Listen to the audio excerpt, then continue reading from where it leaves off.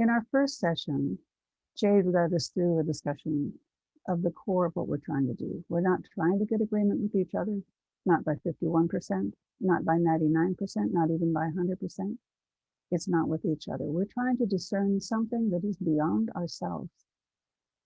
We're trying to look for the will of the Spirit, of God, the divine, alignment with something eternal or with creation, however we want to see it. Our concept of what it is that is beyond us, beyond our lives here, is not as important as the recognition that there is something beyond and that we are seeking to work in concert with the eternal. This kind of discernment rests on reason and experience, but it pulls us out of ourselves and our own fears and our shortcomings and into courage and faith.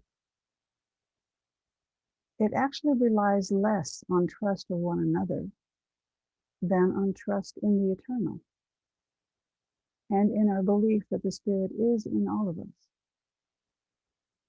Sometimes our Spirit-led discernment reveals a question or maybe a context for a question that we had not considered.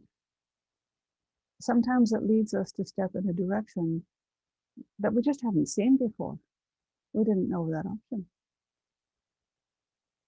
So I want to try a little metaphor, which is a description of a game that I've run a few times. And I've heard now that several people have been through this game. I've done it at some different yearly meetings. And our own junior meeting does this from time to time in one form. It's a closed box exercise. So let's suppose that you're in a small group with some friends, capital F, and you've been given a box, okay? And that's in the middle of your circle. Now, you may not physically touch the box, but you know that there's something in there that matters a lot. Maybe it's useful. Maybe it's actually critical to the future of your group. So how do you and the circle of friends discern what's inside that box? Well, as it happens, each of you has been given a message on a small slip of paper. Your message might be critical to figuring out what's in that box. Or it might just be a small detail, or it might even be a distraction, or it might be incorrect. You can choose whether to share your message. You can choose not to. You can choose to keep it to yourself. Some people, following the role that they've been given, really insist on their message eloquently. And some others just offer it, whatever. And some kind of just think about it, but don't really offer it. Maybe even though it might be a very important clue. So the group of friends listens to what each other is saying. Somebody tries to put a few things together and see what that might mean about what's in that box. And after a while, my experience with this is most of the groups will kind of hazard a guess. And they'll come to a time where they think they have a shared sense of what is in that box. So then they open the box and see how close they came. Now, they might have come very close. They might be very close to what they thought it was, but maybe not quite right. Maybe they were lacking some information that the person didn't mention, or maybe they gave too much emphasis to one comment and didn't really listen to another. So the aha moment that most of the groups take away from this exercise is that what they were looking for together with their pooled information, such as it was something that none of them knew. And maybe the whole group didn't know. It was perhaps beyond the group as a whole. And at that time, with what they had, they were not going to be able to exactly figure it out. But they did their best. And that was without divine intervention. That's the kind of discernment that we're trying to do in the meeting for worship in which we conduct business. We're trying to find out an answer that none of us owns. So how do you prepare for an exercise like that? How do committees prepare and present their business? How do clerks guide us? And how does each of us, as a participant in that amazing process, prepare ourselves to participate? I want to look at the role of committees first. Committees are asked by their job descriptions and sometimes explicitly from the meeting to season certain kinds of topics or concerns for the meeting.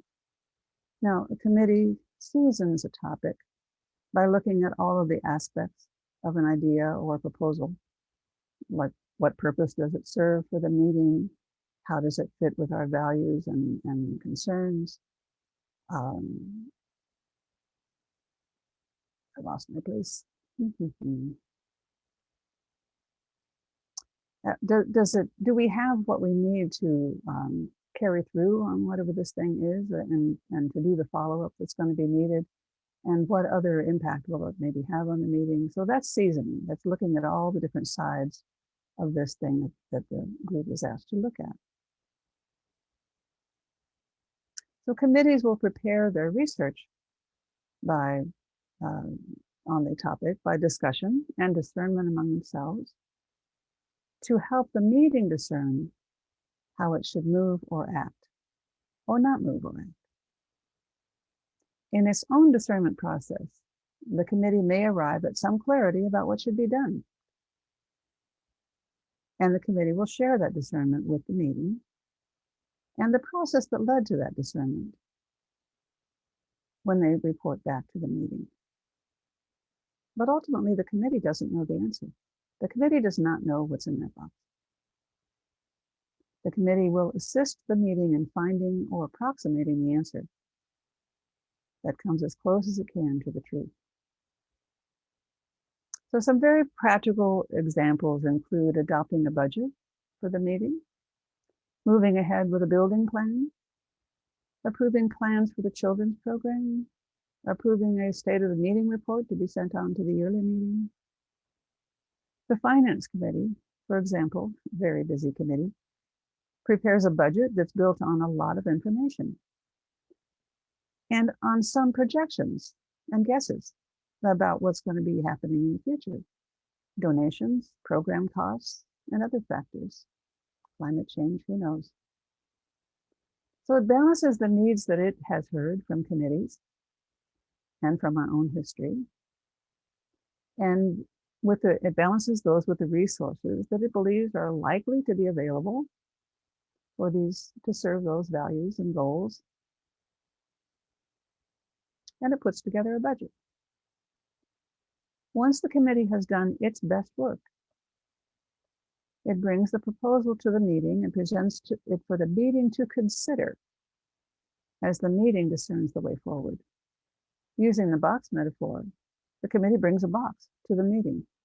The committee can describe what it knows about the box, the committee's observations, its research, its knowledge of past budgets, and the questions that it has considered.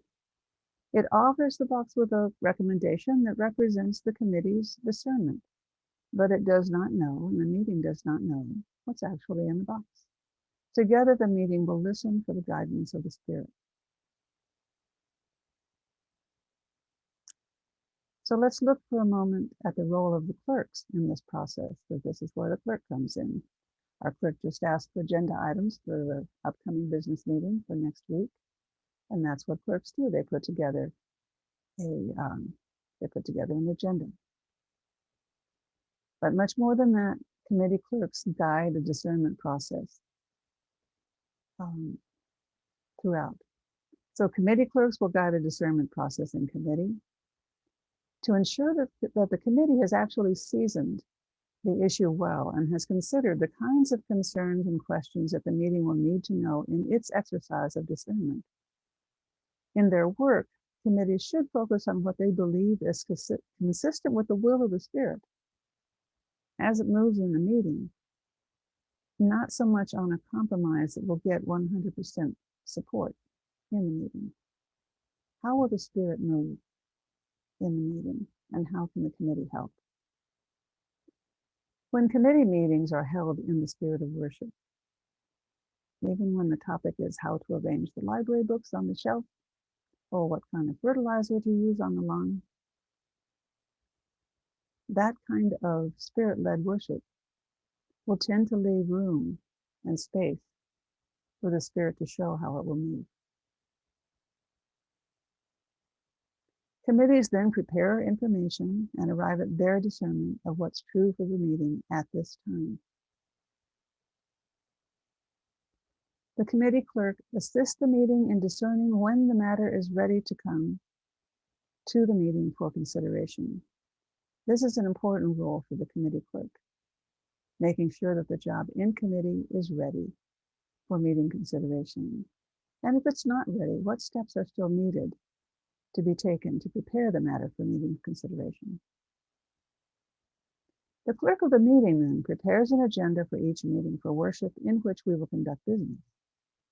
The meeting clerks often consult with committee clerks about issues that the committees request to have on the agenda, and about work that the meeting has previously asked the committee to undertake. The meeting's clerk may ask for a progress report when a matter is not yet ready for the meeting's consideration.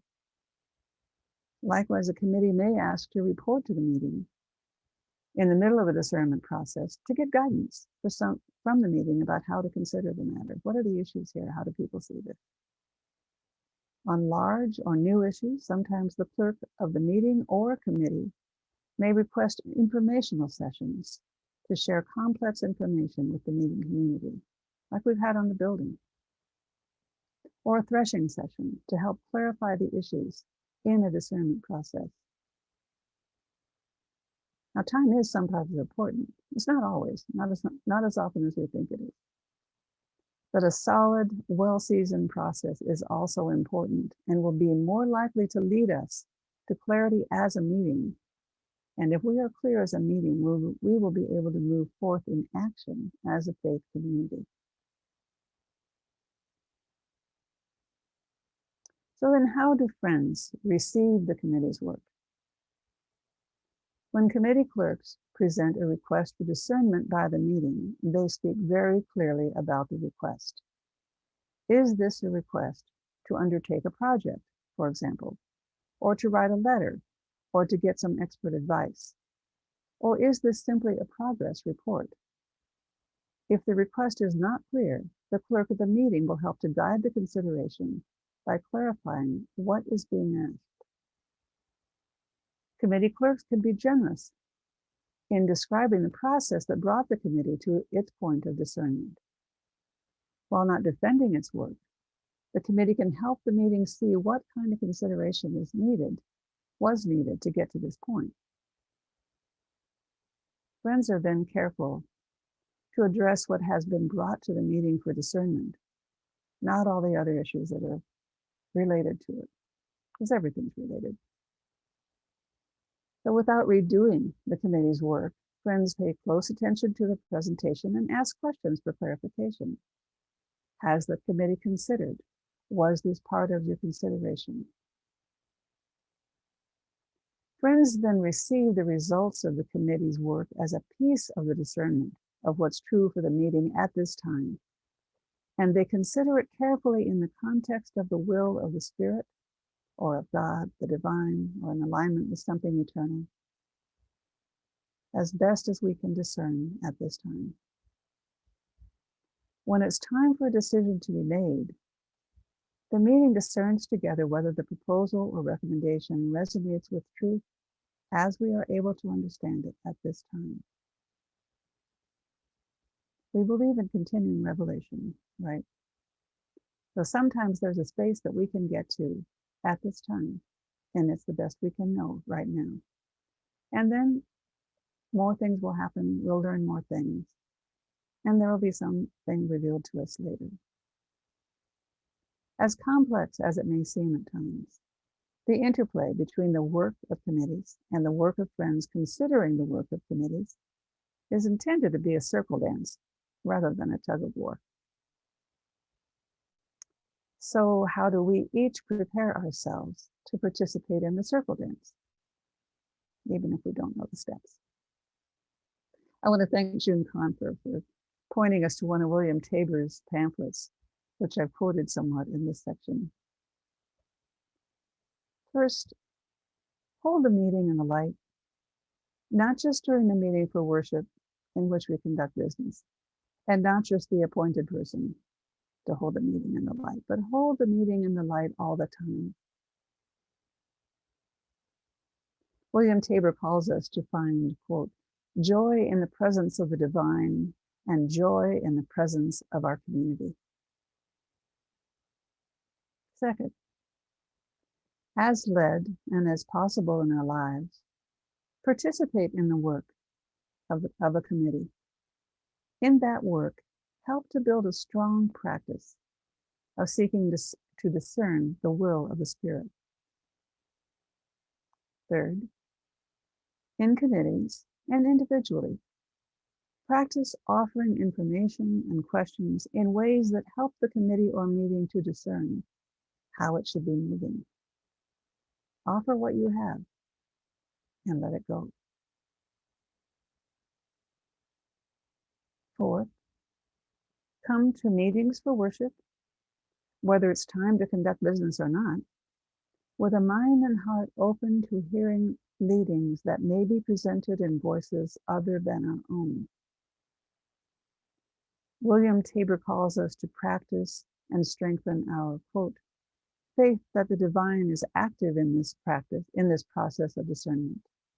Faith that the members of the community are actively involved with open minds and hearts, and trust that the discernment process works.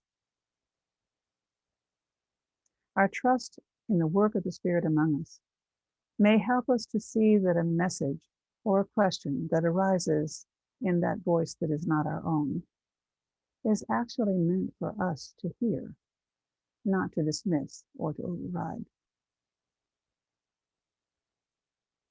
Fifth, review the agenda and documents before each meeting for worship in which we will be conducting business, and hold that work in the light. Sixth, prepare to embrace the decisions that arise from the conduct of business as decisions of our meeting community at this time. The best approximation of truth that we are able to discern for now. Even if I disagree with the outcome, it is our decision and this is our community. And I leave meeting with what William Tabor calls, quote, excitement in the possibilities and opportunities that our discernment will lead us to committed action in the world. Now, friends, we are not always having our best days. While we aspire to this kind of discernment, we may find ourselves sinking back into the familiar, arguing our points, characterizing others' points as lacking in truth or compassion, losing touch with the light that is available to us in meeting. And so the clerk calls us back into deep silence so that we can hear the voice that is beyond our own and seek to welcome and discern the will of that Spirit. And the circle dance goes on.